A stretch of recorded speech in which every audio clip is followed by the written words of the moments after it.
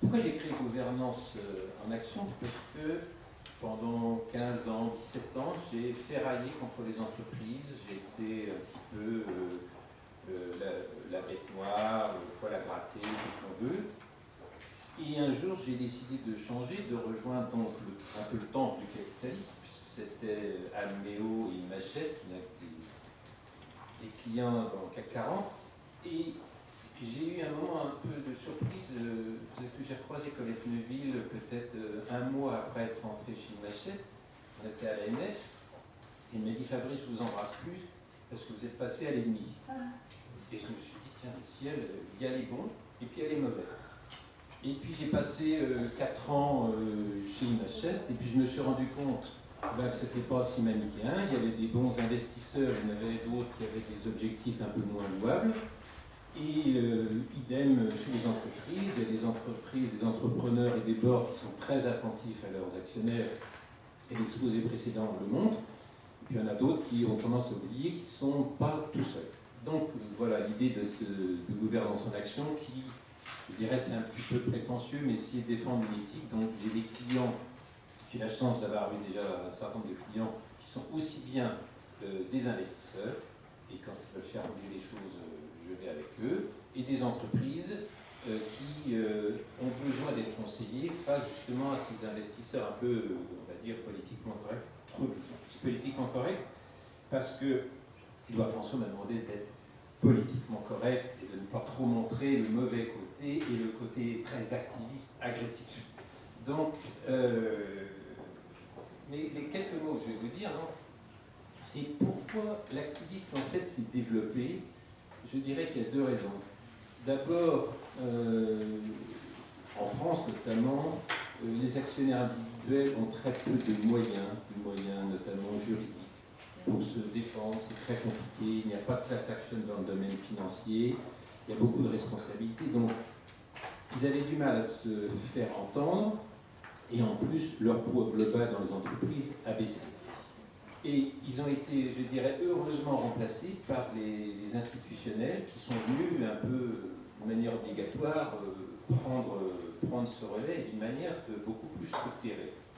Et deuxièmement, il n'y a plus de honte à être, je ne dirais pas activiste, mais être actif.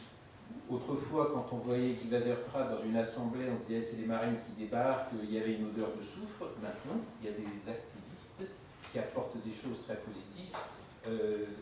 David Lopez qui était là est parti malheureusement, mais j'ai eu affaire à lui, notamment dans le dossier Vivendi, où son fonds voulait absolument que Vivendi ne garde pas tout cet argent, toute cette trésorerie, et augmente ses dividendes. Et Bolloré, finalement, avait accepté. Donc, il peut y avoir un bon activisme. Alors, mon intervention, je dirais qu'il y a trois domaines. D'abord, comment être un actionnaire responsable, qui passe bien entendu par la possibilité de s'informer, mais je dirais même que c'est un devoir, parce que sinon, il ne faut pas être un actionnaire passif, sinon on ne peut pas se plaindre après. Le deuxième point, c'est comment faire passer des messages, parce qu'il ne suffit pas d'ingurgiter l'information, il faut essayer d'échanger avec l'entreprise. Et puis si vraiment on n'y arrive pas, il faut contester. Alors, en matière d'information, je dirais que je ne vais pas passer en revue tous les documents, toutes les informations qu'on peut avoir, vous les connaissez toutes. Mais je dirais qu'Internet a apporté une grande révolution là-dedans. Parce qu'avant, il fallait écrire aux entreprises, il fallait se déplacer, ça coûtait cher même à l'entreprise. Maintenant, il suffit de cliquer sur n'importe quel site Internet et on a pléthore d'informations. Ça, c'est donc très important. Il y a encore un certain nombre de choses. Et ce qui est important aussi, c'est de savoir que ce n'est pas réservé qu'aux actionnaires. Ce qui est assez logique, parce que si on veut rentrer dans une entreprise, on va connaître, comprendre un peu ce qu'il y a dedans. Il y a en revanche encore certains documents que l'on peut avoir quand on est actionnaire, et il faut aller les consulter sur place. C'est tout ce qui concerne les 3 dernières assemblées générales, les registres des présents, les pouvoirs au président et tout ça. C'est assez normal. Mais je dirais avec, si je prends ma casquette actionnaire, L'inconvénient, c'est qu'on a l'information, notamment sur le capital ou les gens qui participent aux assemblées, d'une manière trop tardive, trop différée. Le second point, donc, c'est une fois qu'on a ces informations, comment faire passer un message. Alors, j'ai fait une distinction entre quand vous avez une action, quand vous avez plus de 5% du capital, mais je vais faire attention à la remarque de Denis, c'est selon, bien entendu, le capital de l'entreprise, hein, donc entre 0,5 et 5%. Ce qui est fantastique, c'est qu'avec une seule action, vous pouvez faire beaucoup de choses. Vous avez finalement les mêmes droits qu'un très gros actionnaire. La seule chose, c'est qu'en termes de poids, c'est beaucoup mal. Le premier, bien entendu, les premiers, c'est de participer et de débattre et de voter en AG. C'est très important de pouvoir débattre. Alors, à ce sujet, j'ai remarqué une tendance de certaines entreprises à organiser des lieux différents, c'est-à-dire la salle principale où est le président n'est pas toujours capable d'accueillir tout le monde. Alors, ça peut venir de raisons, soit parce que la société, en toute bonne foi, ne pensait pas faire le plein à accueillir autant de monde, et ma foi, c'est une sainte objectif, c'est-à-dire de ne pas dépenser trop d'argent dans les salles, souvent dans des salles totalement vides. Mais là où ça devient plus tricky, c'est quand c'est pour permettre d'isoler certains actionnaires, notamment des actionnaires minoritaires qui n'ont pas assez d'actions, et qui, vous comprenez, c'est évident, quand ils sont relayés dans une autre salle et qu'ils apparaissent en visioconférence, c'est plus facile de ne pas leur donner la parole ou de leur couper. Je peux, juste à ce sujet, puisque les étudiants font des rapports assez vivants sur ce qui se passe. À Schneider, le 25 avril, l'étudiant note « Pas de micro-baladeur dans tout l'amphi, c'est pratique de poser des questions ». C'est intéressant. Et par exemple, certaines sociétés, je pense à Hermès, quand ils ont eu l'année dernière, ou il y a 2 ans, vraiment un bouleversement, puisqu'ils se sont retrouvés avec tous les actionnaires de LVMH qui sont devenus leurs actionnaires. Bon, ils n'ont pas hésité, ils ont changé de salle, parce qu'on avait... Enfin, ils avaient, disons, pas lapsus, mais... ils n'avaient aucune idée donc qui LVMH viendrait. Finalement, ils avaient prévu large. Mais bon, c'était mieux que ça soit dans ce sens-là.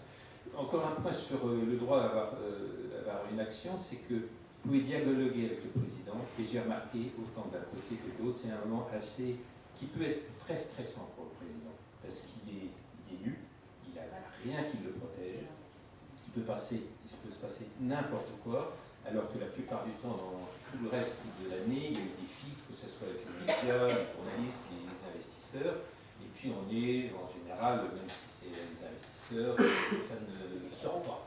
Et là, il y a les médias, donc ça peut avoir un impact négatif et dangereux. D'où, dans certaines entreprises, je pense par exemple chez Casino, où il y avait peut-être autant de membres du service d'ordre dans la salle que d'actionnaires. Mais ça, c'est M. Naouri qui a quelques inquiétudes régulières. Deuxièmement, quand vous avez une seule action, vous pouvez solliciter des mandats, ce qui est très important, ou je dirais, pour être plus prudent, des recevoir. Parce que si vous les sollicitez activement, vous devez donner votre politique de vote. Moi, dans un dossier, il y a 15 jours, ou il y a un mois, je m'occupais d'un centre d'actionnaires minoritaires d'une société publique qui s'appelait Immédiat. Et quand la société a su que je demandais des mandats, elle m'a tout de suite dit « Ah oui, mais il faut que vous communiquiez votre politique de vote, sinon vous êtes en infraction. » Mais je lui dis « Je ne les sollicite pas, je les reçois si on me les donne. » C'est une nuance. Et pourquoi il faut donner sa politique de vote?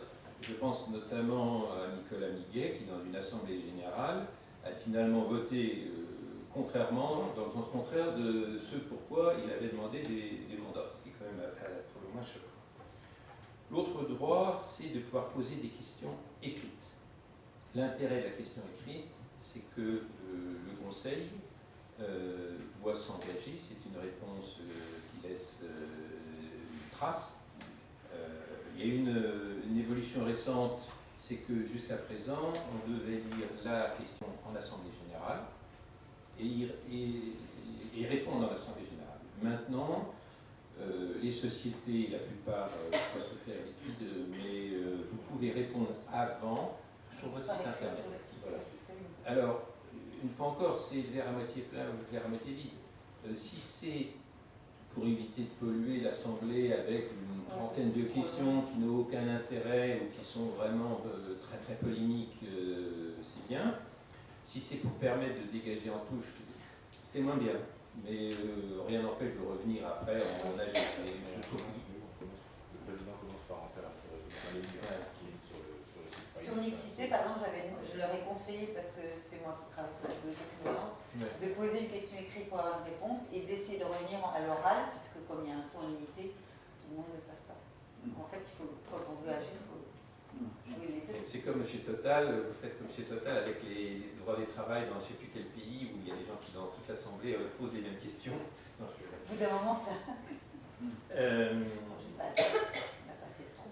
Quand vous avez plus d'une action entre 0,5 et 5% du capital, l'avantage c'est que vous pouvez également poser à tout moment de l'année des questions écrites à la société, avec du moment qu'elles sont elles traitent sur un sujet qui serait de nature à compromettre l'exploitation, la continuité d'exploitation de l'entreprise. Alors, une fois que vous avez essayé de dialoguer, si ça ne marche pas, qu'est-ce que vous devez faire? Il faut à ce moment-là bouger, contester. Alors, si vous avez une action, chose assez étonnante, en Assemblée générale, vous pouvez vous lever et demander à vous présenter comme administrateur, à supposer qu'il y a encore dans les statuts de la place pour augmenter ce quota. Alors bien entendu... voir la révocation. Oui, voir la révocation. Alors bien entendu, si vous arrivez en solitaire comme ça, vous n'avez pas préparé votre coup, vous faites un petit effet d'annonce, on marque votre tête et puis il ne se passe rien, surtout que la société est à même de décider si elle accepte cette demande, c'est une raison particulière. En revanche, dans certains cas, ça peut être utile pour permettre à certains investisseurs qui n'auraient pas voulu se mettre en frontline de s'engouffrer derrière. Ça peut être quand même un sujet stratégique. Vous pouvez également, alors là c'est quand même plus violent, aller en justice et attaquer à l'encontre des dirigeants, mettre en place une action en réparation du préjudice subi personnellement. Mais le problème, c'est que ça soit un préjudice personnel. Donc quel est mon préjudice, moi actionnaire, par rapport à un autre? C'est très compliqué à démontrer que j'ai subi un préjudice différent. L'autre action, c'est de faire une démarche en ut singuli. Alors, en fait, ut singuli, c'est quand vous estimez que les dirigeants sont incapables et vous allez en fait faire une démarche qui va profiter, entre guillemets, à toute la société, à tous les autres actionnaires. Mais, vous voyez tout de suite, si vous avez une action, vous n'allez pas vous faire, même si vous avez investi 10 000, 50 000, une action ut singuli, qui profiterait à tout le monde. Donc c'est une démarche qui est vraiment très très peu utilisée. Il y en a une qui a été faite il n'y a pas longtemps, toujours dans le dossier immédiat, où un des actionnaires a fait une action ut singuli dans la société, auprès de la société immédiate toujours. Et puis, comme c'est des choses qui sont assez désagréables, il y a eu la veille de l'Assemblée générale, parce que tout ça il y avait un timing, une partie de bonne taux et une négociation, et les choses se sont arrangées. Tout ça, je reviens sur le fait qu'il n'y a pas de class action en France. Donc, moi je me souviens quand j'étais chez les mineurs, on faisait des assignations avec 1000 noms. Donc il y avait monsieur machin, né, le temps, profession, l'adresse. Alors vous imaginez bien, comme les assignations, comme les procédures durent de 3, 4, 5, 7 ans, malheureusement, on a toujours un mort dans nos clients. Donc, qui dit mort dit succession, dit à ce moment-là, il faut que tout le monde soit d'accord, c'est un pataquès, donc c'est pour ça qu'il n'y a pas d'action en justice. Et la partie, qui était pour moi la partie adverse, avait pour jeu de dire, vous voyez, ils mettent des morts dans leurs actions. C'est facile, mais ça renvoyait le chose. Quand vous avez donc plus de capital, vous pouvez faire demander des expertises de gestion, qui sont, si elles sont acceptées, qui peuvent être quand même assez contraignantes. Et là, bon, c'est vraiment quand il y a un gros problème, c'est quand il y a même des choses pas très présentables, on va dire. Et par contre, une chose qui peut être un sujet, c'est vous pouvez évoquer, demander la convocation, si vous prenez un mandataire de justice, la convocation d'une assemblée générale. Ce qui peut être un problème, par exemple, je pense actuellement au dossier ce local, où l'assemblée générale a été reportée pour pouvoir présenter un ensemble de projets. Il y a certains actionnaires minoritaires, ou activistes, qui réfléchissent à voir si il n'y a pas un moyen d'accélérer et de demander une assemblée générale plus rapide. Il y a également, et j'ai presque terminé, l'inscription de projets de résolution à l'ordre du jour de l'Assemblée générale, ça c'est assez récent.